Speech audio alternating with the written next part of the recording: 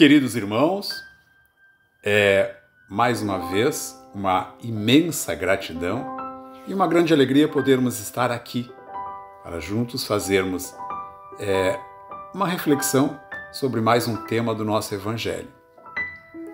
Então, irmãos, nós vamos elevando nosso pensamento bem alto até o nosso Mestre Jesus. Vamos sentindo a presença dos nossos guias espirituais, dos nossos mentores individuais.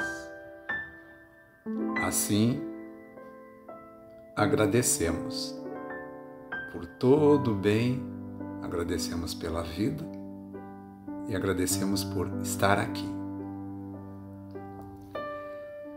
Então, no nosso tema reflexão de hoje, vamos fazer uma breve análise, uma reflexão bastante objetiva e rápida sobre essas grandes partidas que nós vemos aqui no nosso mundo, essas grandes tragédias naturais, muitas vezes por acidente. E o nosso Evangelho sobre este tema nos fala assim: ainda quando estavas no estado de desencarnados, quando planavas no espaço, escolhestes a vossa prova, e escolhestes por acreditar que serias bastante forte para suportá-las. Vós pedistes a fortuna e a glória, era para sustentar a luta contra a tentação e vencê-la. Vós pedistes a luta de corpo e alma contra as dores morais e as dores do corpo físico, é porque sabias que quanto mais a prova seria dura, tanto mais a vitória seria gloriosa, e que se dela saísses triunfantes, deixarias escapar então uma alma brilhante de brancura e tornada pura pelo batismo da expiação e do sofrimento aqui neste mundo. Uma mensagem que está no capítulo 5 do nosso Evangelho, transmitida por um espírito que apresentou-se como Santo Agostinho, lá no ano de 1863. Então, esta mensagem do Espírito Santo Agostinho está nos falando que somos nós quem escolhemos aquilo que estamos vivendo hoje. Está tudo ao nosso encargo. Porque os espíritos, quando chegam aqui nesse mundo, eles trazem consigo alguns tópicos já muito bem elaborados, tópicos pelos quais eles são obrigados, eles vão ter que passar. Esses tópicos, como se fosse um roteiro, eles foram elaborados lá no mundo espiritual com a presença, com o aval destes próprios espíritos. E ali, nestes tópicos, estão estabelecidos quem serão seus pais, quem serão seus grandes parceiros da vida, seus cônjuges, seus grandes amigos. Só não está ali descrito nem definido quem serão os filhos. Aí é outro caminho. Bem, a partir daí irão se desenrolando os acontecimentos da vida. Vai sendo desenhado o mapa existencial de cada criatura, ao que muitas pessoas chamam de destino. Allan Kardec, certa vez falando sobre o destino, ele disse assim: é o homem quem tece a sua própria teia, fio por fio, dia após dia, desde o seu nascimento até a morte. É a rede do seu destino. O nosso destino está ligado diretamente aos nossos resgates. Resgates, aquilo que ficamos de reparar em vidas anteriores, mas não o fizemos. Por falta de vontade, por falta de iniciativa, por questões diversas, mas deixamos de fazer, então retornamos nessa agora com um roteiro elaborado que vamos fazer estes resgates. Nosso destino está ligado aos resgates. Reparações com quem? Com pessoas. Quem são essas pessoas? Os nossos desafetos, que hoje, em grande parte, encontram-se exatamente dentro do nosso grupo familiar. Como diriam os nossos avós, a fruta não cai longe do pé. Então, esses desafetos hoje estão dentro do nosso grupo familiar. Daí o porquê daquele pai indiferente com os sofrimentos da filha, aquela mãe que tem um filho rebelde que é difícil de controlar, aqueles filhos que tornam a vida dos pais verdadeiros martírios, irmãos que brigam feito o cão e o gato. São exatamente os desafetos. E eles estão presentes, e se ainda não estiverem, com certeza chegarão. E quando chegarem, nós vamos detectar de imediato a sua presença em nossas vidas. Vamos detectar pela carga de responsabilidade, pela energia avessa que eles trarão para nós. Iremos identificar aquilo claramente. Porque a nossa vida aqui neste mundo, ela está regida sob a lei de causa e efeito. Tudo que estamos vivendo aqui hoje, nosso presente, é o resultado do nosso passado. Assim como o nosso futuro será definido pelo que estamos fazendo aqui, agora, neste momento de concentração espiritual. Significa que teremos, então, lá no futuro, baseado no agora, no aqui e agora, teremos lá um futuro espiritualizado. Então, cuidemos bem do nosso hoje. Se as coisas não deram muito certo até aqui, vamos botar um ponto final aqui. Deixar o passado no ontem. Comecemos de agora. Nos diz o filósofo que a cada dia nos é dado uma página em branco para escrevermos uma nova história. Então vamos começar a escrever essa nova história a partir de hoje. Com toda a nossa energia, com todo o nosso tino do bem, de fazer o bem, deixemos o passado no passado. Comecemos a construir o nosso futuro hoje, aqui e agora. Assim, montamos o nosso destino, e dessa mesma forma como nós montamos o nosso destino individual, as sociedades também elaboram os seus destinos.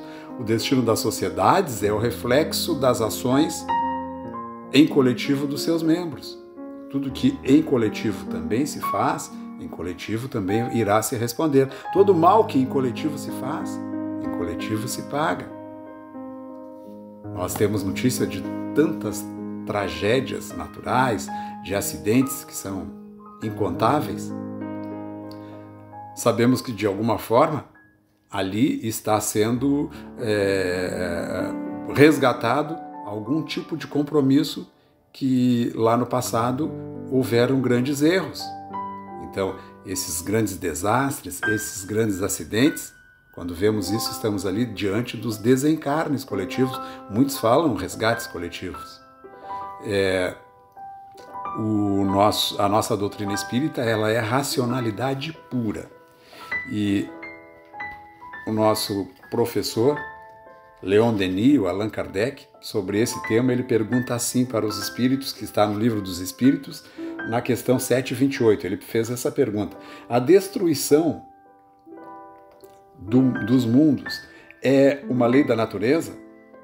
E os espíritos lhe responderam assim: é preciso que tudo se destrua para renascer e se regenerar, pois isso que tu chamas de destruição nada mais é do que uma transformação e tem por objetivo a renovação e o aprimoramento dos seres.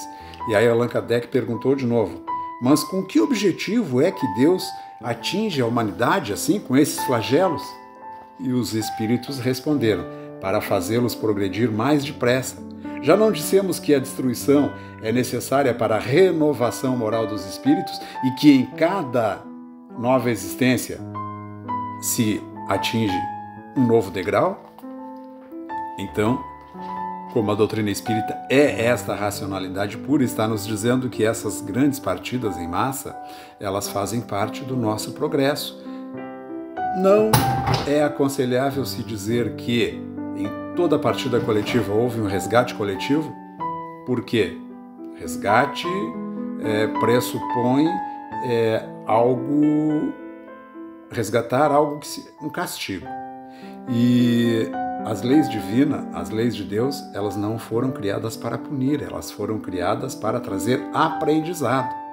Em grande parte desses desastres, dessas tragédias, dessas catástrofes, nós vamos encontrar ali, em grande parte, digamos na maioria, vamos encontrar ali espíritos, pessoas que, apesar de serem imperfeitos, é claro, ainda vivem neste mundo, apesar da sua imperfeição, já adquiriram um grau de madureza, uma maturidade moral, que se eles continuassem a conviver naquele meio, seriam contaminados pelas opiniões, pelas ideias,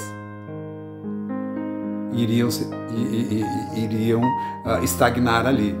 Então a espiritualidade acha melhor preservá-los, levando-os ao mundo espiritual, onde lá, em uma rápida passagem, lhes cairá as vendas dos olhos e eles então farão o acesso desse degrau muito mais rápido. Por isso nos falou os Espíritos que a finalidade destes flagelos tem por objetivo fazer o espírito progredir mais rapidamente. Sabemos que este processo de desencarnes em massa tem por finalidade fazer essa depuração dos espíritos aqui na Terra. Aqueles que têm o coração mais endurecido serão enviados para outros mundos, como já sabemos. Ficarão aqui apenas aqueles espíritos que veem a humanidade como um todo.